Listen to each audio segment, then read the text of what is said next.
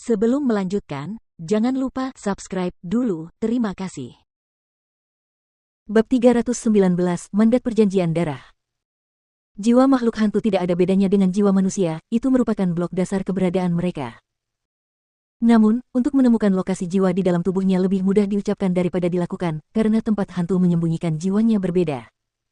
Ada yang menyembunyikan jiwanya di kepala, ada yang menyembunyikan jiwanya jauh di dalam hati, ada yang di sekitar paha, ada yang bahkan di ketiak. Huang Xiaolong mengayunkan Eminent Holiness Halberd berkali-kali saat dia mencoba memikirkan metode untuk menemukan jiwa hantu raksasa itu. Mata neraka. Tiba-tiba pikiran itu menyambar pikiran Huang Xiaolong seperti kilat. Benar, metode normal hampir tidak memiliki kemungkinan berhasil menemukan lokasi jiwa, tetapi mungkin mata neraka bisa. Seketika, Huang Xiaolong membuka mata neraka di dahinya dan cahaya merah menyelimuti tubuh hantu raksasa itu. Yang membuat Huang Xiaolong senang adalah mata neraka benar-benar berfungsi. Di bawah cahaya merah, dia bisa melihat menembus lapisan baju besi sisik ular hingga ke intinya. Tepat di belakang telinganya. Dengan bantuan mata neraka, dia melihat dengan jelas jiwanya, yang tersembunyi di balik telinga kirinya, sebesar bola mata, berkelap-kelip dalam cahaya hitam berkilau. Inilah jiwa makhluk hantu itu.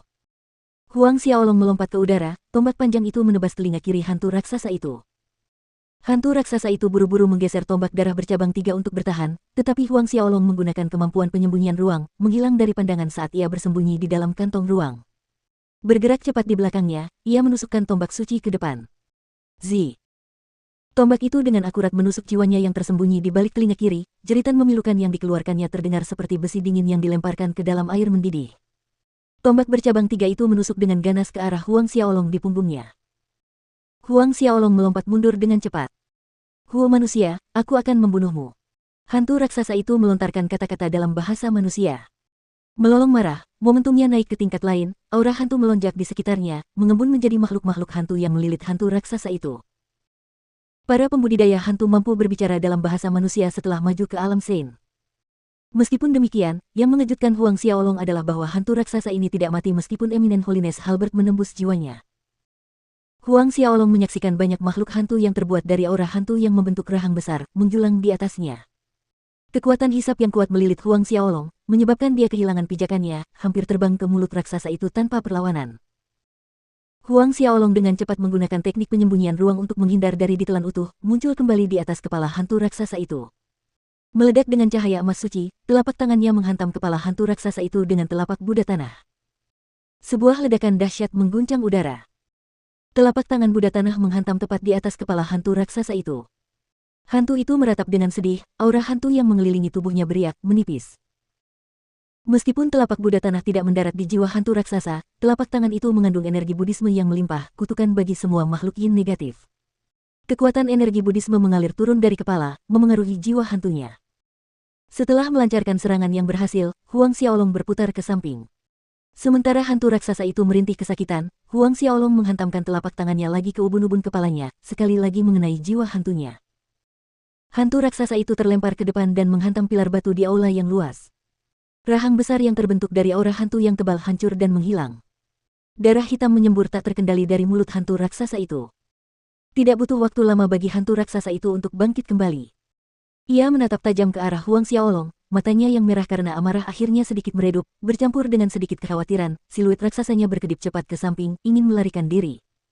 Mengetahui niatnya, Huang Xiaolong mengejar, mengeksekusi Pantom Sado, menghalangi tepat di depan hantu raksasa itu. Blades of Asura muncul di tangannya, berkilauan dengan cahaya dingin yang tajam.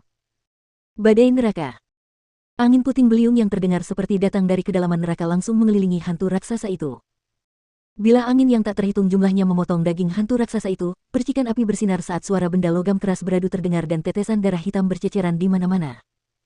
Tubuh hantu raksasa itu dirusak oleh banyak luka dari bilah angin, lapisan sisik ular pelindung retak di banyak tempat, dengan darah hitam merembes ke permukaan dari bawah. Badai neraka menghilang, memperlihatkan tubuh hantu raksasa yang terluka parah.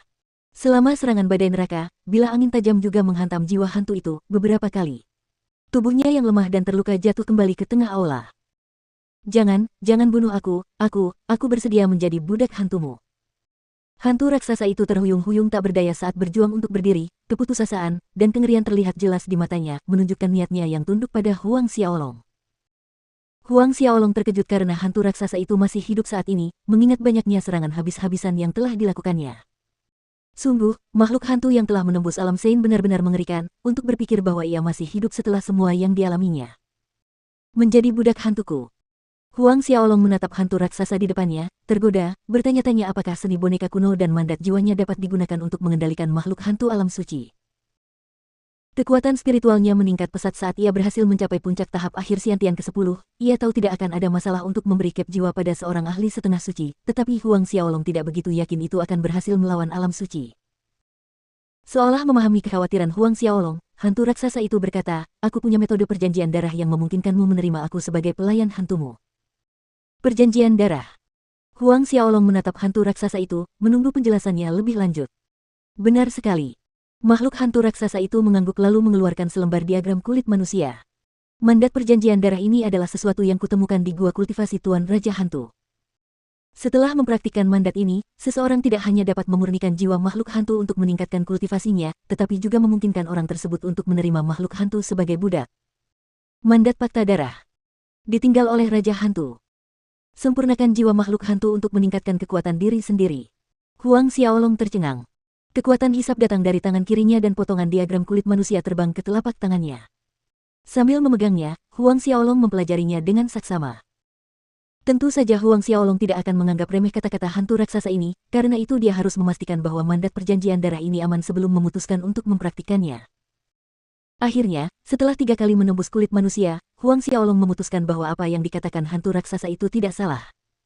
Memang, setelah mempraktikkan mandat perjanjian darah ini, ia dapat memurnikan makhluk hantu untuk meningkatkan kekuatannya sendiri.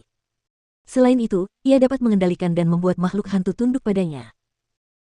Namun, ada satu faktor yang merugikan dalam mengolah keterampilan mandat ini. Jika jiwanya tidak cukup kuat, ia akan dengan mudah mengalami serangan balik dari roh-roh jahat dan berubah menjadi makhluk setengah manusia dan setengah hantu sebagai hasilnya.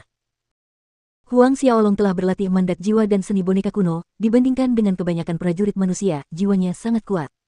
Oleh karena itu, kekurangan kecil ini tidak berarti apa-apa baginya. Melihat diagram di tangannya, Huang Xiaolong merasa senang dalam hati. Dengan mandat perjanjian darah ini, di dalam istana Raja Hantu ini dia akan seperti ikan yang kembali ke laut. Awalnya dia agak khawatir dengan banyaknya hantu dan roh jahat, tetapi sekarang, semua kekhawatirannya lenyap. Selanjutnya, Huang Xiaolong mengikuti metode yang dinyatakan dalam mandat fakta darah dan menusuk jarinya. Menggunakan 9 tetes darah, tangannya bergerak cepat, menggambar diagram 9 istana yang menyusut dan tenggelam ke dalam jiwa hantu raksasa melalui bagian tengah alisnya. Darah Huang Xiaolong perlahan menyatu dengan jiwa hantunya, dan beberapa saat kemudian, Huang Xiaolong merasakan hubungan telepati yang samar-samar dengan hantu raksasa itu. Hantu raksasa alam suci berhasil ditundukkan. Meskipun hantu raksasa itu baru saja naik ke alam Sein belum lama ini, bagi Huang Xiaolong, hantu itu masih merupakan kekuatan besar di pihaknya. Selain itu, hantu raksasa ini kemungkinan besar sangat akrab dengan istana Raja Hantu, karena telah tinggal di sana selama bertahun-tahun. Itu jelas merupakan bantuan besar bagi Huang Xiaolong dalam pencariannya terhadap Sutra Raja Hantu dan Pil Raja Hantu. Setelah menaklukkan hantu raksasa itu, Huang Xiaolong mengeluarkan rumput ungu 9 daun dari cincin Asura dan memberikannya kepada hantu raksasa itu agar bisa menyembuhkan luka-lukanya.